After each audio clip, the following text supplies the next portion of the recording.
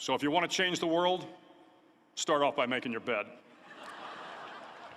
If you make your bed every morning, you will have accomplished the first task of the day. It will give you a small sense of pride, and it will encourage you to do another task, and another, and another. And by the end of the day, that one task completed will have turned into many tasks completed. Making your bed will also reinforce the fact that the little things in life matter. If you can't do the little things right, you'll never be able to do the big things right. And if by chance you have a miserable day, you will come home to a bed that is made, that you made. And a made bed gives you encouragement that tomorrow will be better. To pass SEAL training, there are a series of long swims that must be completed. One is the night swim. Before the swim, the instructors joyfully brief the students on all the species of sharks that inhabit the waters off San Clemente. They assure you, however, that no student has ever been eaten by a shark, at least not that they can remember. But you are also taught that if a shark begins to circle your position, stand your ground. Do not swim away. Do not act afraid. And if the shark, hungry for a midnight snack, darts towards you, then summons up all your strength and punch him in the snout, and he will turn and swim away. There are a lot of sharks in the world. If you hope to complete the swim, you will have to deal with them. So if you want to change the world, don't back down from the sharks. Over a few weeks of difficult training, my SEAL class, which started with 150 men, was down to just 42. There were now 6 boat crews of 7 men each. I was in the boat with the tall guys, but the best boat crew we had was made up of the little guys, the Munchkin crew, we called them. No one was over 5'5". The Munchkin boat crew had 1 American Indian, 1 African American, 1 Polish American, 1 Greek American, 1 Italian American, and 2 tough kids from the Midwest. They out-paddled, outran, and outswam all the other boat crews.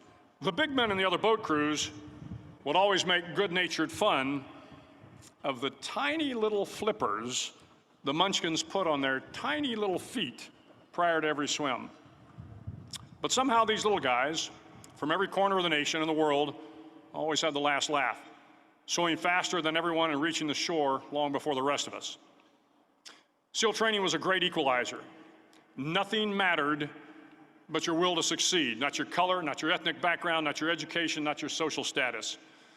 If you want to change the world, measure a person by the size of their heart, not by the size of their flippers. The 9th week of training is referred to as Hell Week. It is 6 days of no sleep, constant physical and mental harassment, and 1 special day at the Mud Flats. The Mud Flats are an area between San Diego and Tijuana where the water runs off and creates the Tijuana Sloughs, a swampy patch of terrain where the mud will engulf you. It is on Wednesday of Hell Week that you paddle down to the Mud Flats and spend the next 15 hours trying to survive this freezing cold, the howling wind, and the incessant pressure to quit from the instructors.